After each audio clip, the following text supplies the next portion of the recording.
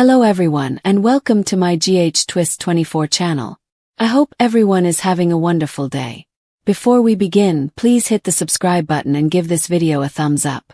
Taylor arrived at Deacon's apartment. Her emotions a battlefield of hope and hesitation. She'd loved and lost too many times to trust easily, but something about Deacon's sincere stare, the way his eyes softened when they met hers, made her believe in second chances. As they stood in his living room, the air between them crackled with unsaid need, and the distant hum of the city faded into the background. Deacon reached for her hand, his touch warm and steady, and the world around him vanished. They went closer, drawn together by a force they couldn't resist, and as their lips met, it was as if the cosmos had cooperated to give them this fleeting moment of happiness. Their connection was raw and intense, a collision of two souls who had been through too many storms to be concerned about the consequences. Deacon's hands caressed Taylor's face, memorizing every detail as she melted into his embrace, her concerns dissipating in the heat of their mutual need. For those brief hours, they were not the flawed, fractured people the world saw. They were whole, alive, and completely devoted to each other. The night unfurled in whispers and caresses, a delicate ballet of vulnerability and trust, as they made love with such intensity that it felt like they could rewrite their past. However, the world outside was not so friendly, and eyes were cast where they should not have been. Sheila Carter, a woman whose life was a web of lies and obsession, had been lurking in the background. Her infatuation on Deacon had never diminished, despite the barricades he'd created to keep her at far. Sheila could see it all from a distance, through the sliver of a window that had been carelessly left uncurtained, the way Deacon held Taylor, the tenderness in his touch, the love that emanated between them. Her heart twisted with anger, a bitter rage rising in her breast. She had always assumed Deacon was hers, that no one else could have him, and seeing him with Taylor was a betrayal she couldn't bear.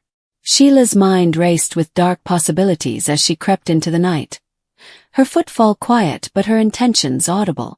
She knew just where to go, who to inform, and how to set the world on fire. Bill Spencer, a man whose strength and pride were only equaled by his need for vengeance, was the ideal weapon. Sheila discovered him at his enormous home, nursing a tumbler of scotch and reflecting on his own twisted emotions. Bill had always had a difficult relationship with Taylor, one of adoration and frustration, and the news Sheila conveyed hit him like a thunderbolt. "Bill," Sheila replied quietly and deliberately, "I observed something tonight you should know about. Deacon and Taylor are together. I saw them at his flat, wrapped up in each other like they've forgotten everyone else exists." Bill's grip tightened around his glass, the amber liquid trembling as his jaw clenched. "Deacon," he muttered, his voice heavy with astonishment and increasing rage. "With Taylor? After everything?" Sheila nodded, her eyes shining with malignant satisfaction. She didn't need to say anything else. She knew Bill's rage would take care of the rest. The seed was sown, and it germinated immediately.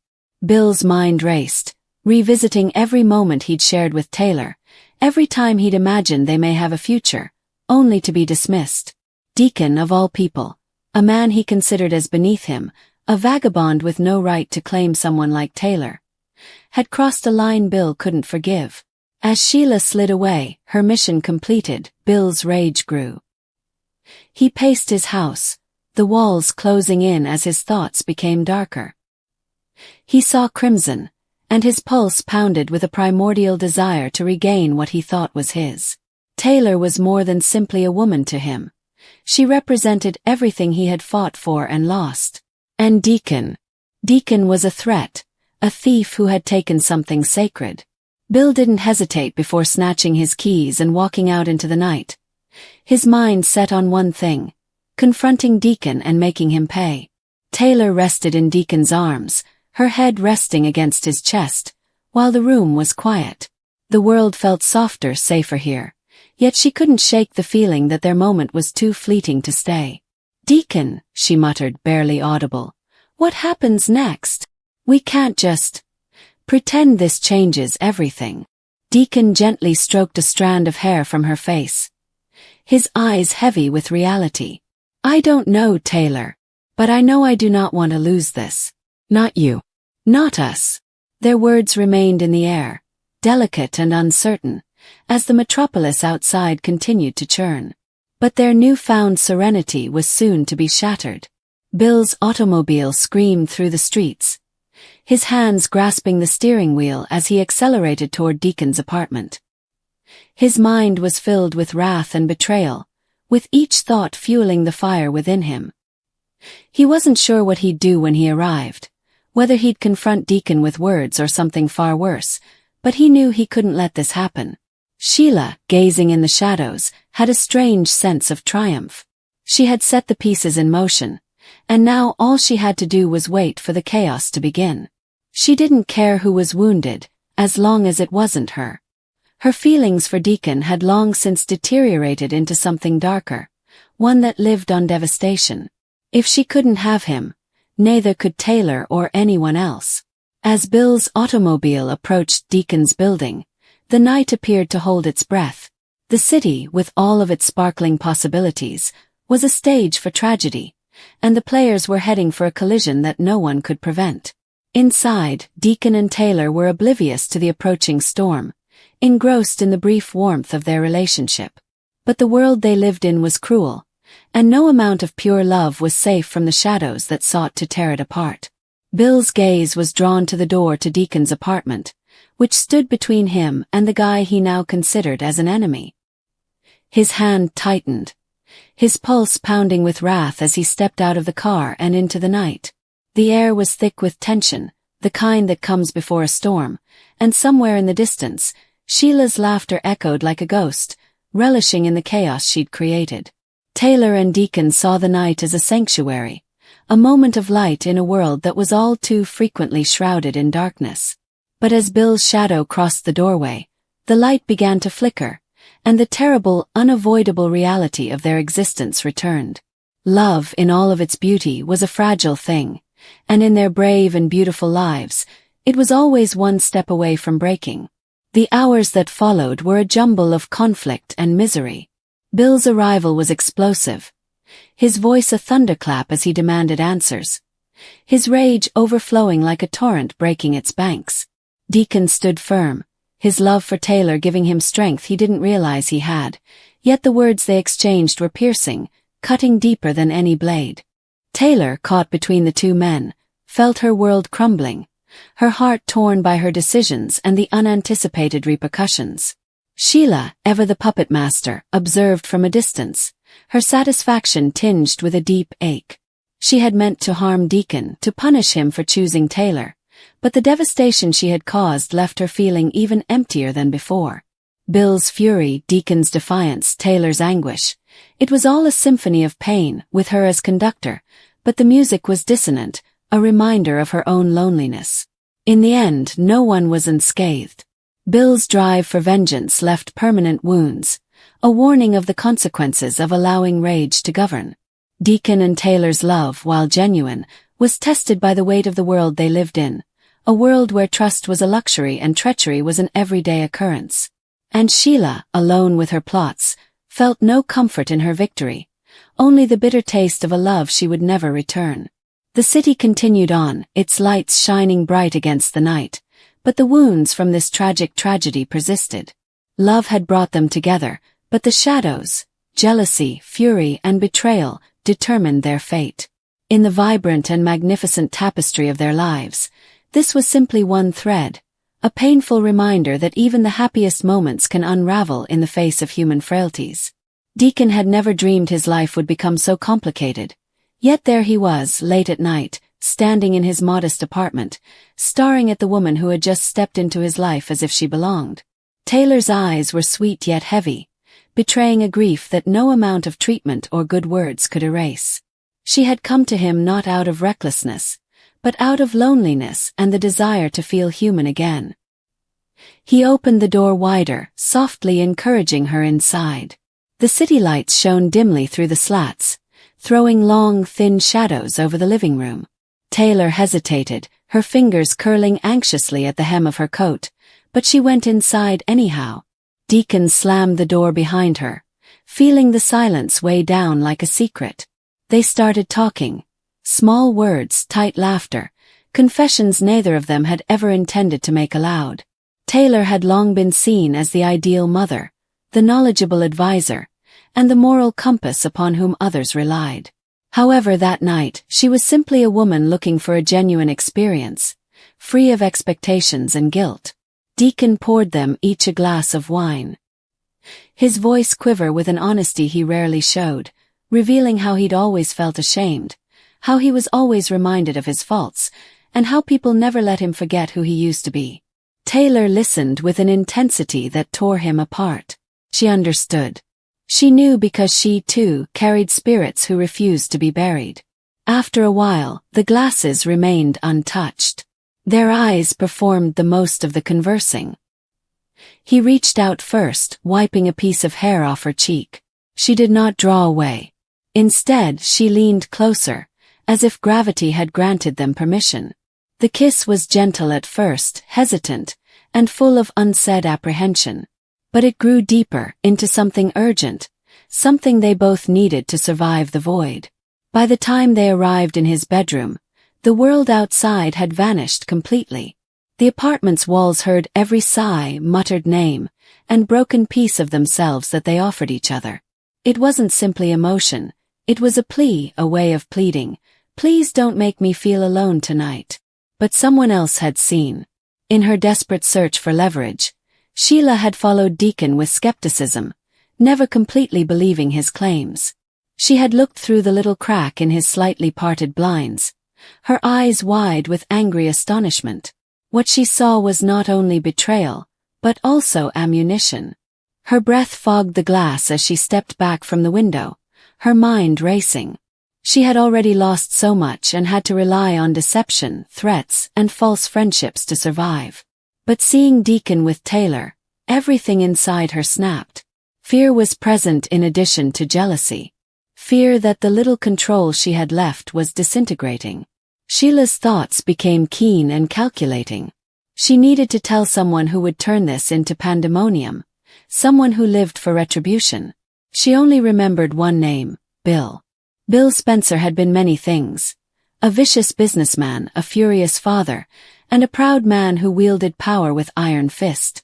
But as Sheila whispered into his ear what she had seen, Deacon's hands on Taylor, their bodies entangled in betrayal, Bill's eyes burned with something worse than anger. It wasn't just about jealousy.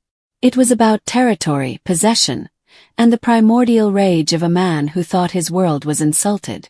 Bill paced his office after Sheila had left, the city lights gleaming off the glass walls like shards of broken promises. His fists squeezed at his sides, and veins appeared on his temples. He recalled Taylor's touch, the softness he had once thought could be his. He thought about Deacon, the ex-con, the perennial screw-up who dared to take what Bill held precious. The tempest within him rose louder with each passing second, until one idea filled him completely. Deacon must pay. Meanwhile, in the aftermath of their intimacy, Deacon and Taylor lay side by side, enveloped in stillness. Taylor placed her head against his chest, listening to the cadence of his heartbeat as if it were the only thing keeping her in the present. For once she felt safe. For once, she wasn't the therapist, mother, or fixer, just a woman who wanted to be hugged. Deacon kissed the top of her head and mumbled something about optimism, about the possibility of becoming more than the sum of their mistakes. Taylor smiled softly, knowing that the world outside would never forgive them so quickly. Still, for that moment, she allowed herself to believe in something softer than truth. But reality was already marching towards them in the form of Bill Spencer, whose vehicle engine sounded like an omen as he rushed into the darkness. His thoughts replayed Sheila's words repeatedly, each time twisting the knife deeper into his chest. He was just thinking about punishment, not rationale or consequences. Back at Deacon's flat, a knock shocked them. Taylor swiftly sat up, her heart thumping. It was too late for guests. Deacon put on a shirt and headed to the door, unconscious that danger awaited on the other side. When he opened it, Bill was present. His eyes were icy and menacing, filled with a rage that needed no explanation. Deacon hardly had time to say anything before Bill shoved him back, stepping inside like a hurricane crashing through a flimsy window. Taylor gasped and stood frozen at the bedroom doorway. "What the hell is wrong with you?" Deacon demanded, his voice trembling. Bill's response was a fist that smashed into Deacon's jaw, knocking him into the wall. Taylor yelled out and dashed forward, but Bill's look stopped her in her tracks. "Do you believe you can take what's mine?" Bill yelled, his voice bouncing against the narrow apartment walls. "You think you can touch her after everything you are and have done?" Deacon wiped the blood from his lip as his chest heaved. "Taylor is not yours, Bill. She makes her own decisions." These remarks just fueled the fire. Bill pulled inside his coat, and Taylor's eyes widened as she noticed the shine of metal. The gun in his palm appeared monstrous, built out of fury and treachery. "No!" Taylor screamed, running to stand between them. Her arms spread wide, as if she could protect Deacon from the bullet. Tears ran down her face. "Please, Bill. This is not the way. Do not give up your life for this." Bill's palm trembled, but his eyes remained fixed on Deacon. The weight of years of pride, resentment, and loneliness crushed against his trigger finger. Deacon, battered and shaken, carefully raised his hands, his voice firm despite the hammering panic in his chest. "If you want to shoot me, do it," Deacon whispered softly. "But don't say it's about Taylor. This is about you. It's all about your ego and control." Taylor sobbed, pleading with Bill to listen as her words broke into fragments. For a brief while, the room was filled with thick, smothering quiet. The city's distant sirens wailed outside, as if the entire cosmos was holding its breath. Bill's fingers twitched. His chest moved up and down like a man drowning on land. Memories of his children, his empire, and all the faces that had seen him as more than a dictator flashed through his mind. But so did the humiliation, and the prospect of Deacon succeeding in ways Bill could never accept. The standoff continued indefinitely. Taylor's cries rang in Deacon's ears, and her body trembled as she clung to the hope that Bill would drop the weapon. Deacon's heart pounded, but he stood firm, knowing that one wrong word would end everything. Finally, with a guttural snarl, Bill hurled the gun across the room. It clattered against the wall before falling to the floor. His chest heaved as if the deed had sapped all his power. Taylor burst into tears, hiding her face with her hands. Bill looked at Deacon one last time, his eyes vowing that this wasn't the end, and rushed out of the flat, slamming the door so hard that the frame trembled. The silence afterwards was awful. Deacon slumped to the floor, head in his hands, and Taylor crouched beside him, frightened. They clung to one another, two damaged souls who had almost lost all in the blaze of passion and pride. But the harm had already been done. Their secret was no longer safe. Sheila knew. Bill was aware. And in a world as brutal as theirs, secrets were weapons waiting to be unleashed. For the rest of the night, neither of them said much. They merely held on, certain that the misery of what they had done would follow them like a shadow. Love, or what felt like it, had led them into a never-ending maelstrom.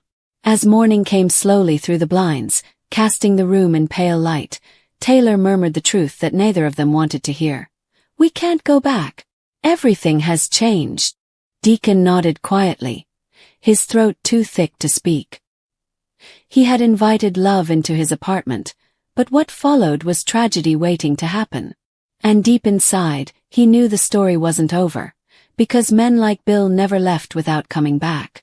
The morning brought no relief, only the lingering anguish of decisions that had left new scars on all of their lives.